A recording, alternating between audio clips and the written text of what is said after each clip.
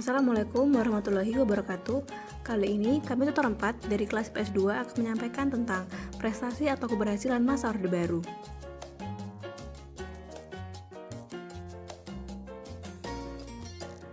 Program yang pertama yakni swasembada pangan, yang mana pada saat itu Indonesia dengan berbagai kegiatannya dapat menghasilkan dan memenuhi kebutuhan pokoknya sendiri, terutama dalam hal kebutuhan pangan.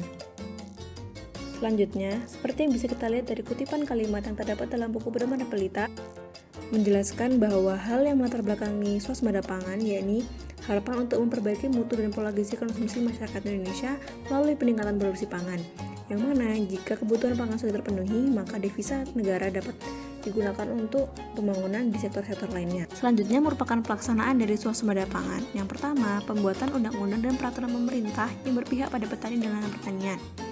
Kedua, pengadaan infrastruktur tanaman pangan seperti pengadaan daerah dan jaringan irigasi, pencetakan lahan tanaman pangan khususnya padi, jagung, gandum, kedelai, dan lain-lain, serta akses jalan ekonomi menuju lahan tersebut.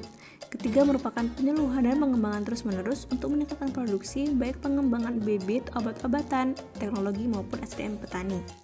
Dan yang terakhir yakni melakukan diversifikasi pangan agar masyarakat tidak dipaksakan untuk bertumbuh pada satu makanan pokok saja. Dalam hal ini merupakan padi atau nasi. Pilihan diversifikasi di Indonesia yang paling mungkin adalah sagu, gandum, dan jagung, khususnya di Indonesia bagian timur. Program selanjutnya yakni program keluarga berencana atau disingkat dengan KB. KB adalah gerakan untuk membentuk keluarga yang sehat dan sejahtera dengan membatasi kelahiran. Keluarga berencana yang didengungkan Presiden Soeharto di era Orde Baru sebenarnya sudah ada dalam pikiran beberapa dokter Indonesia sejak tahun 1950-an. Namun saat itu, di zaman Presiden Soekarno, pembatasan kelahiran adalah hal yang tabu untuk dibicarakan karena dianggap menyalahi hak asasi manusia. Dan pada era Presiden Soeharto, KB akhirnya dianggap dapat menjadi sarana pengendalian jumlah penduduk. Selanjutnya adalah pelaksanaan dari program KB itu sendiri, yakni pada tahun 1970 hingga 1980-an, penyelenggaraan program KB nasional dikenal dengan sebutan Management for the People. Pada periode ini, pemerintah lebih banyak berinisiatif dan partisipasi masyarakat sangat rendah. Pasalnya, program ini sangat berorientasi target dan implementasinya sehingga terkesan kurang demokratis dengan hadirnya TNI dan polisi pada pelaksanaan kegiatan seperti KB massal. Namun, seiring berjalannya waktu, implementasi program yang bersifat garis besar ini berubah menjadi gerakan keluarga berencana di tahun 1980. Program kebijakan KB nasional berubah menjadi Management with the People, unsur pemaksaan dikurangi dan masyarakat dibebaskan untuk memilih kontrasepsi yang diinginkan. Dan pada akhirnya, program KB di era Orde Baru ini berhasil mencapai target nasional. Keberhasilannya juga diakui oleh dunia internasional dengan diperolehnya penghargaan United Nations Population Award oleh UNFPA pada tahun 1989. Program selanjutnya yakni pembagian susu. Dalam rangka meningkatkan gizi dan kesehatan masyarakat Indonesia, khususnya anak-anak, diadakan pembagian susu gratis di sekolah-sekolah Indonesia selama era Orde Baru. Presiden Soeharto sendiri cukup mementingkan dan memperhatikan gizi dan kesehatan masyarakat Indonesia. Hal inilah yang dianggap melatar belakangi program pembagian susu ini.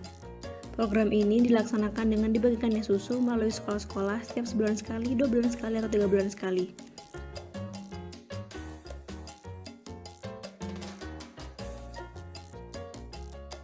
Pembangunan Perpusnas. Perpusnas adalah lembaga non-kementerian yang melaksanakan tugas pemerintahan dalam bidang perpustakaan yang berfungsi sebagai perpustakaan pembina, perpustakaan rujukan, perpustakaan deposit, perpustakaan penelitian, perpustakaan pelestarian, dan pusat jejaring perpustakaan serta berkedudukan di ibu kota negara. Tujuan dari dibentuknya Perpusnas adalah untuk memulihkan minat masyarakat untuk membaca. Masyarakat yang hidup di awal kemerdekaan masih banyak yang belum terdidik, sehingga dibuatlah fasilitas ini guna memberikan kesempatan untuk masyarakat yang belum terpelajar. Dalam pelaksanaannya, Perpustakaan Nasional digunakan sebagai tempat untuk menyusun bibliografi nasional, menyimpan dan memutakhirkan koleksi asing yang besar dan representatif termasuk buku mengenai negara yang bersangkutan, bertindak sebagai pusat bibliografi nasional, menyusun katalog induk, serta menerbitkan bibliografi nasional retrospektif.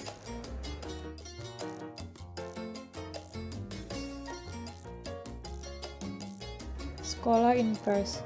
Sekolah impres atau sering disebut sekolah kecil adalah sarana yang disediakan bagi anak-anak golongan kedua, yaitu anak-anak di daerah terpencil dan kawasan perkotaan yang penduduknya berpenghasilan rendah.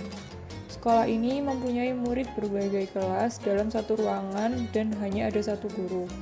Tujuan didirikannya sekolah impres adalah untuk memperluas kesempatan belajar, terutama di pedesaan dan bagi daerah perkotaan yang penduduknya berpenghasilan rendah, serta menuntaskan masalah baca dan tulis pada penduduk Indonesia yang masih banyak buta huruf. Program sekolah impres dilaksanakan untuk anak-anak berumur 7-12 tahun. Dalam pelaksanaannya, pemerintah melakukan pembangunan sekolah-sekolah, kemudian memberikan penyediaan guru, dan juga memberikan fasilitas belajar mengajar.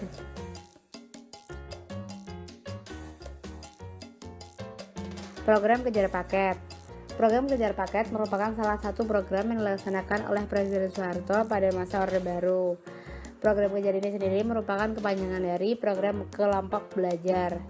Nah, latar belakang dari program ini itu adalah karena pada masa Orde Baru masih banyak sekali penduduk di Indonesia yang tergolong buta huruf, sehingga Presiden Soeharto merencanakan program penuntasan buta huruf dengan pembentukan program Kejar ini pada tanggal 16 Agustus 1978. Di dalam program ini, tutor atau bimbingannya itu adalah orang dengan lulusan minimal sekolah dasar. Jumlah peserta dan waktu pelaksanaan dari program ini pun juga bisa dibilang fleksibel.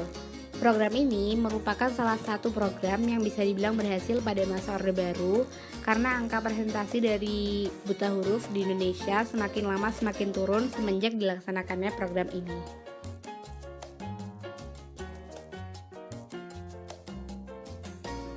Buku Balai Pustaka. Buku Balai Pustaka ini sendiri itu merupakan sebuah penerbit dari buku teks bahasa Indonesia yang hampir dimiliki semua sekolah di Indonesia.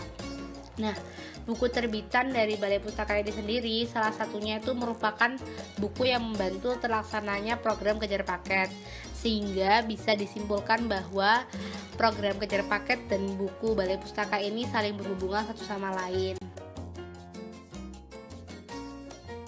Sekian dari tutor kami, mohon maaf bila ada salah katanya. Wassalamualaikum warahmatullahi wabarakatuh.